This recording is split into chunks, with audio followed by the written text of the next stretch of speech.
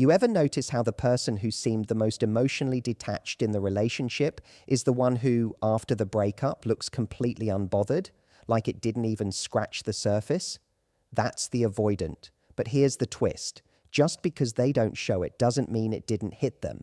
In fact, breakups change avoidance in a way most people never see. They don't heal by growing. They protect by retreating. And what happens next isn't growth. It's reinforcement. Their walls get higher, their trust gets thinner, and their ability to connect, really connect, gets weaker. See, the breakup doesn't leave them untouched. It leaves them changed, but not in a way that sets them free, in a way that keeps them stuck. When someone with an avoidant attachment style goes through a breakup, it can seem like they walk away untouched, almost cold in how quickly they appear to move on. But what most people don't realize is that avoidants feel the loss just as much, sometimes even more deeply, but they experience it in silence. This silence isn't strength, it's a survival tactic. Avoidants are wired to disconnect from overwhelming emotional experiences, and a breakup is exactly that. Rather than processing the pain, they suppress it. They compartmentalize. And the moment things get too emotionally intense, their instinct isn't to reach out or grieve outwardly, it's to shut down and retreat inward. It's easy to assume that because they're not publicly crying, talking to friends about their heartbreak, or reaching out to their ex, they've moved on. But inside, a storm brews, one they've taught themselves not to look at too closely. For an avoidant, acknowledging pain threatens the fragile emotional balance they work hard to maintain. Vulnerability feels dangerous, so instead of allowing themselves to sit with the feelings, they bury them. They'll throw themselves into work, distractions, dating apps, or hobbies, not because they're thriving, but because they're escaping. Stillness would force them to confront what they're trying not to feel: the sting of loss, the ache of missing someone, the guilt of pushing someone away, or the fear that maybe they're not built for love. This inner conflict can be confusing even for the avoidant themselves. On one hand, they might genuinely believe the breakup was the right decision. On the surface, it often is. They need space, they feel overwhelmed by intimacy, they feel suffocated. But once that space becomes real, once the person they were with is truly gone, the silence can be deafening. What they don't always anticipate is the emotional void left behind. And instead of filling that space with reflection and growth, they tend to reinforce the emotional distance that got them there in the first place. An avoidant might replay the relationship in their mind, not because they want to get back together right away, but because the loss lingers. They'll think about the good moments, the connection, the way their partner made them feel seen, even if they couldn't fully receive it at the time. But they won't admit this to anyone. They might not even admit it to themselves, because to do so would be to confess that the relationship meant something, that its ending hurts, and that they weren't immune to it after all. And to someone with an avoidant attachment style, admitting emotional dependence feels like a betrayal of their entire coping system. It's important to understand that avoidants aren't heartless. They're guarded. They've learned, often from early life experiences, that closeness can be overwhelming or unreliable. So they build protective structures to keep intimacy at a distance. But when they lose someone who broke through those walls, even a little, it shakes their foundation. They'll act like nothing's changed, like the breakup was just another event in a long list of things they've weathered. But inside, something's shifting. The relationship might have forced them to feel something they weren't ready for, and now, without it, they're not just back to square one. They're haunted by what could have been. Rather than healing by expressing or processing those emotions, avoidants often double down on their avoidance. They isolate further. They convince themselves that getting too close is the problem. They reinforce the belief that needing someone leads to pain. So even though they appear to move on, what's really happening is emotional repression. And that repression doesn't eliminate the pain. It stores it where it festers. The emotions from the breakup don't just vanish. They become a quiet background noise in their future interactions, their future dating decisions, their future fears. Avoidants aren't untouched by breakups. They're undone by them in ways they don't let the world see. The impact may not explode outward like it does for others, but it goes inward, shaping how they see relationships, how they protect themselves, and how much of their heart they're willing to risk again. After a breakup, one of the most noticeable shifts in an avoidant person is the way their defense mechanisms grow stronger and more deeply ingrained. These patterns of self-protection, already deeply rooted in their attachment style, begin to operate on overdrive. For an avoidant, closeness and emotional vulnerability can often feel like a threat to their independence and control. So when a relationship ends, especially one that nudged them toward greater intimacy, it reinforces their long-standing belief that getting too close only leads to pain. Rather than reflecting on how their emotional barriers might have contributed to the loss, they retreat even further into their comfort zone, detachment. During the relationship, they might have already been resisting emotional vulnerability.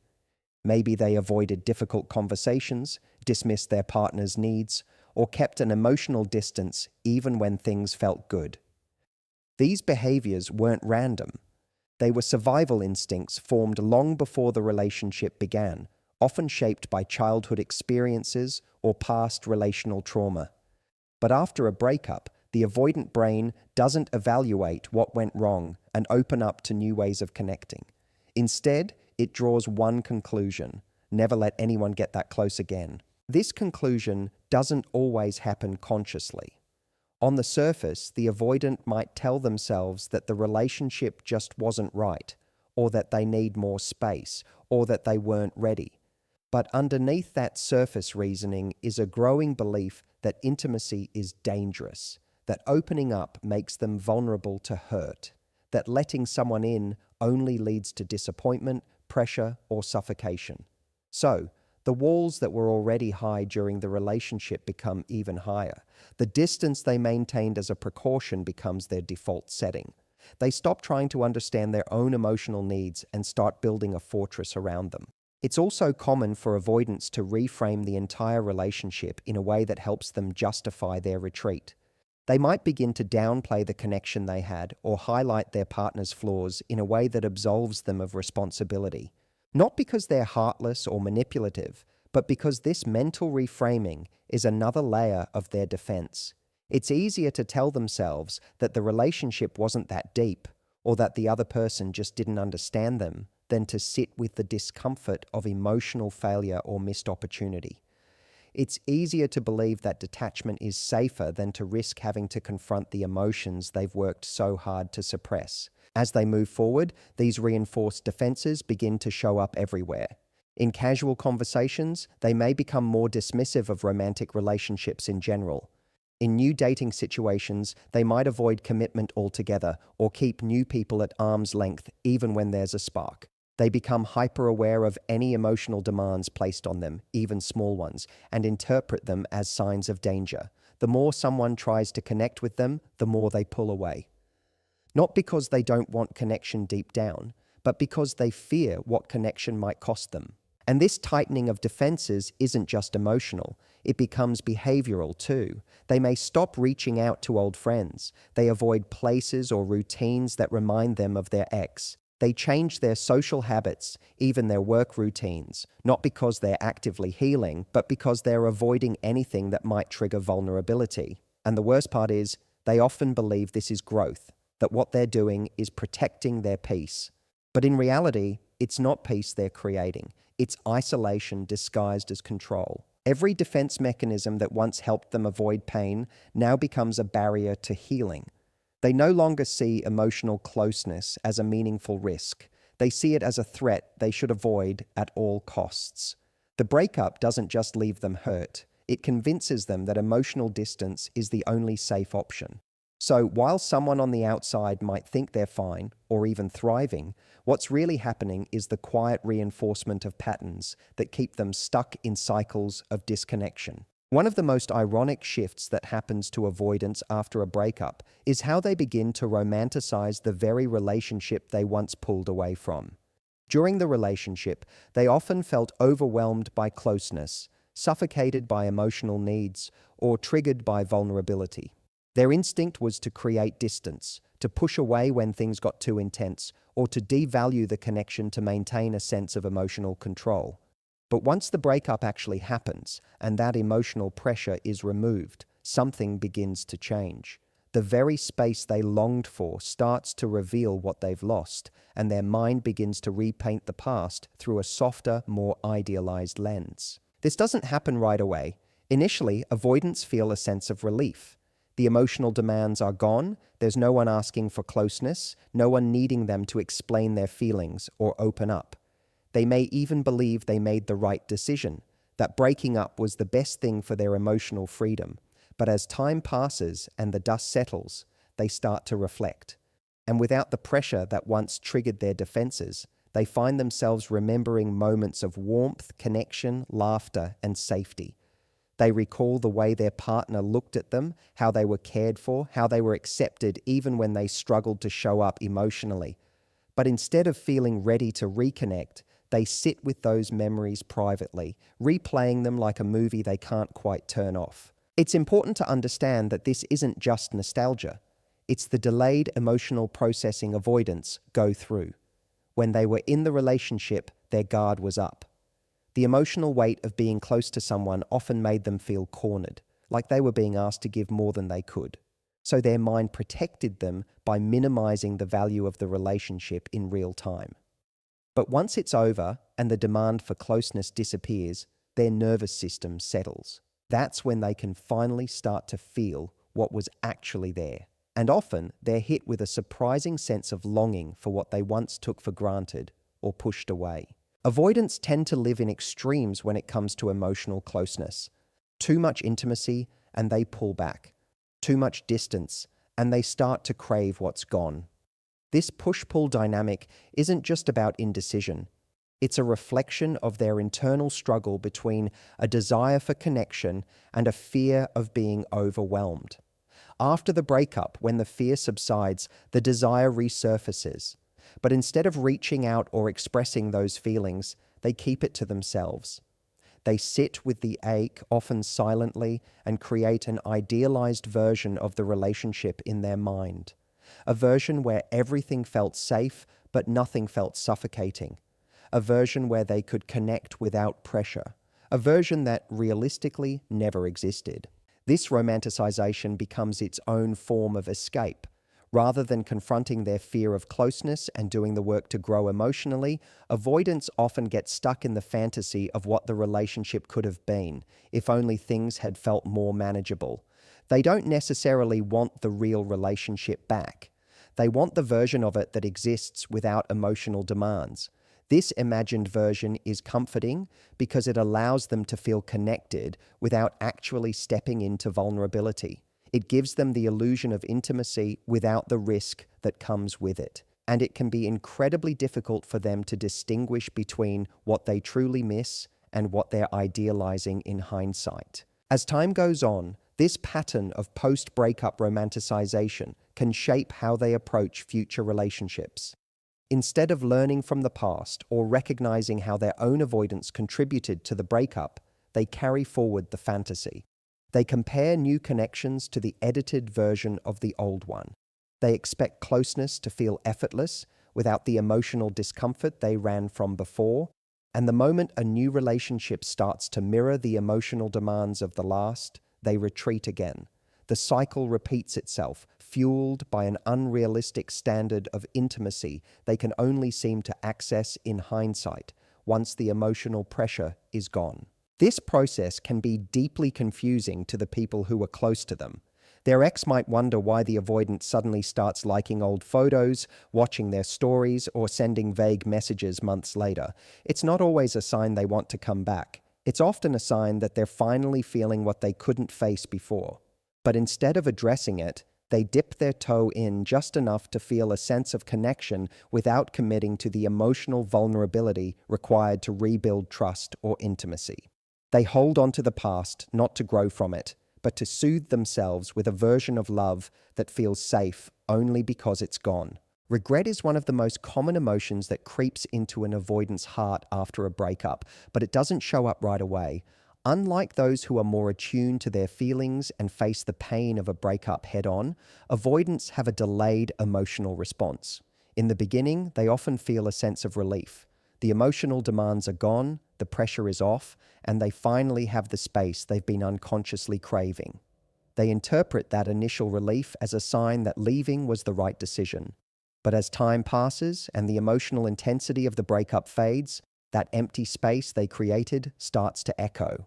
And what fills it, often unexpectedly, is regret. Avoidants don't process pain in the moment. They avoid it, suppress it, or rationalize it away. They use logic to make emotional decisions and distance to create comfort. But what logic doesn't do is heal.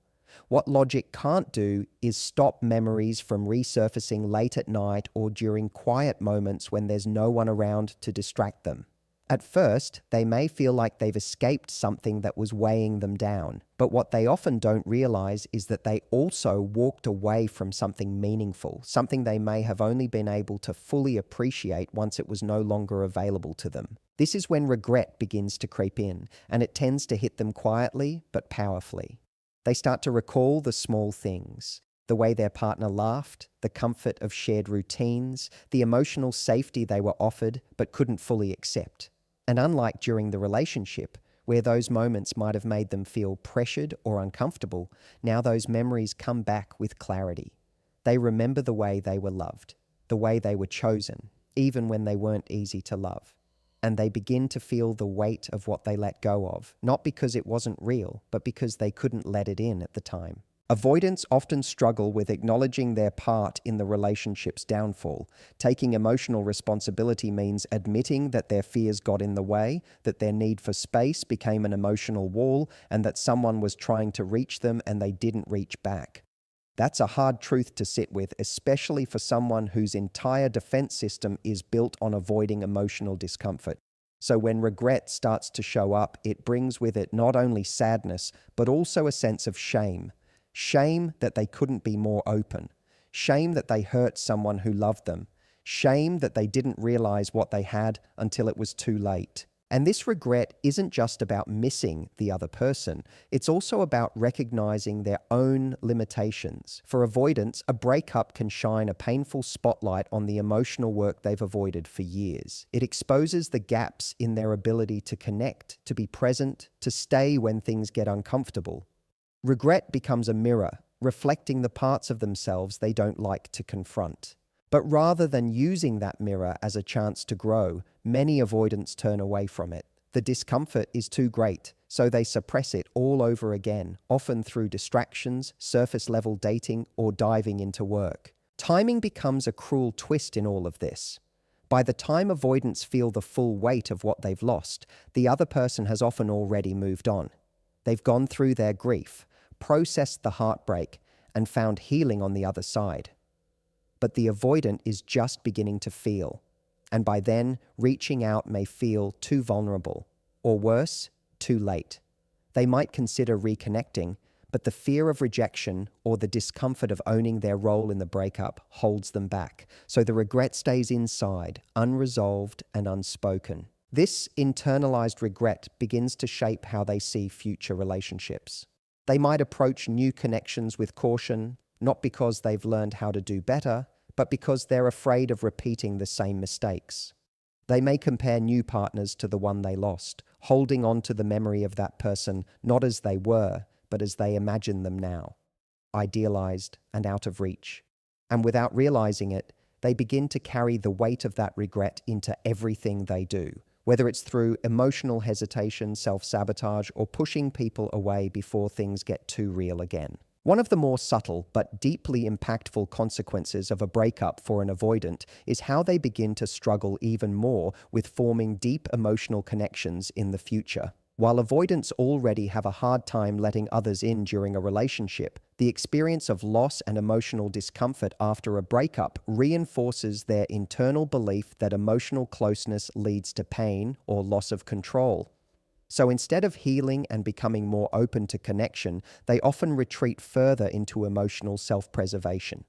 This retreat doesn't always look dramatic. It can show up as being charming but non-committal, present but unavailable, engaged but emotionally distant. On the outside, they might appear fine, even functional, but underneath they're reinforcing a core belief. It's not safe to be fully seen or fully known. As they enter new relationships, there's often a wall that others can't quite name but can definitely feel. The avoidant might be attentive, thoughtful, even affectionate in short bursts, but the moment real intimacy begins to build, something shifts. They start pulling away emotionally, creating distance, or subtly sabotaging the connection. Sometimes it's not even conscious. They'll suddenly become busy, less communicative, or they'll focus on minor flaws in the other person as a way to justify withdrawing. All of these behaviors are designed to keep new people from getting too close, from reaching the parts of them they haven't yet learned to trust in someone else's hands. The real challenge for avoidance is that even when they do feel drawn to someone new, the memory of the previous relationship and the emotional chaos that followed the breakup lingers in the background. They remember how vulnerable they felt after the relationship ended, even if they never admitted it out loud. That vulnerability wasn't empowering, it was terrifying. It showed them how little control they really had once emotions got involved. And so, as a form of emotional insurance, they choose to stay guarded the next time around. They withhold affection, delay commitment, and resist emotional depth because in their mind, it's a way to stay in control, to never feel that kind of emotional disorientation again. Even when someone comes along who feels safe, loving, and emotionally intelligent, the avoidant struggles to trust it. There's often a voice in the back of their mind telling them that love comes with a cost, that eventually things will become too intense, or they'll be asked to give more than they feel capable of giving. So rather than leaning into a relationship and taking the risk, they protect themselves by never going all in. They flirt with closeness, but never quite step into it. This leads to a pattern where relationships remain shallow, never developing into the kind of deep, nourishing love they might secretly crave, but don't believe they can sustain. What makes this even more complex is the avoidant's ability to rationalize their behavior. They tell themselves that they just haven't met the right person, that they're better off alone, or that they're simply not ready. And while those things might feel true on the surface, what's often happening underneath is a quiet fear that getting close again will open the same emotional wound they haven't healed from. The breakup, instead of becoming a lesson in growth, becomes a reason to double down on emotional independence. They become more self-reliant, more protective of their space, more unwilling to risk emotional exposure. Over time, this fear-driven self-protection starts to shape how they see love entirely. It no longer feels like something expansive and warm. It begins to feel like something risky and destabilizing. And because of that, their future relationships never quite reach the emotional depth they're capable of. They may still crave intimacy in fleeting moments, especially during times of loneliness, but the moment that intimacy starts to require vulnerability, their instinct is to pull away, not because they don't care, but because caring too much feels dangerous, because letting someone in means giving up a piece of the armor they've built after every emotional disappointment. This cycle quietly erodes their capacity for real connection. Each time they avoid depth, they reinforce the belief that they are safer alone. Each time they push someone away, they teach themselves that love always comes with emotional cost. And slowly, they stop reaching for deeper relationships altogether, even if some part of them still wants to. The breakup didn't just end a relationship, it shifted their entire emotional framework, making it harder and harder to believe that deep, lasting connection is something they can handle or deserve. Every breakup for an avoidant reinforces a core belief that intimacy is dangerous. It's not just the end of a relationship. It becomes another piece of evidence in their mind that getting close to someone inevitably leads to discomfort, loss, or emotional vulnerability they don't know how to handle. Instead of viewing a breakup as an opportunity to reflect and grow, avoidants often use it as validation for the emotional defenses they've been building their entire life. The more relationships that end, the more convinced they become that it's better not to open up too much in the first place. Each heartbreak hardens their emotional exterior a little more, making it increasingly difficult for them to access or even trust their own feelings. Avoidants don't typically experience breakups with the same visible emotional fallout others might show. There may be no long phone calls to friends crying over what happened, no visible mourning, no public declarations of sadness. Instead, what happens is quiet reinforcement of old narratives. They retreat into themselves, lean into self-reliance, and tell themselves that emotional detachment is strength, that if they had only kept their distance a little more, things wouldn't have gotten messy. That the pain they feel now is not because they cared too little, but because they let themselves care too much. And that was the mistake. So their takeaway isn't to grow in emotional capacity, but to limit emotional exposure going forward. What makes this especially challenging is how unconsciously it often plays out. Most avoidants don't sit around consciously deciding to become more closed off. It happens in small decisions, in ignoring the urge to reach out, in brushing off moments of loneliness, in staying in the surface level interactions where they don't feel emotionally at risk. Over time, those small choices accumulate and they begin to live a life that looks emotionally safe but feels emotionally empty. The breakup that might have been a catalyst for deeper introspection instead becomes a reason to shut down more. Each relationship that ends also tends to deepen their mistrust of others. Even if the breakup was initiated by them, the fact that it didn't work out confirms their fear that closeness doesn't last. They start to assume that people will eventually ask too much of them, or that they'll never be truly understood. That the more someone tries to know them, the more likely it is that things will fall apart. So they stop trying to be known. They begin to build a version of themselves that is polished and put together on the outside but emotionally inaccessible underneath.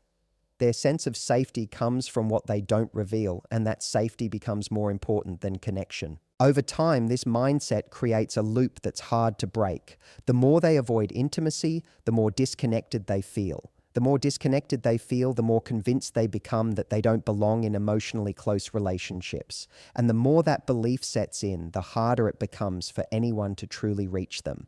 It's not that they don't want love, they often do. But the cost of emotional vulnerability feels too high, and the fear of repeating past pain makes the idea of intimacy feel more like a threat than a gift. The irony is that avoidants often long for connection just as much as anyone else.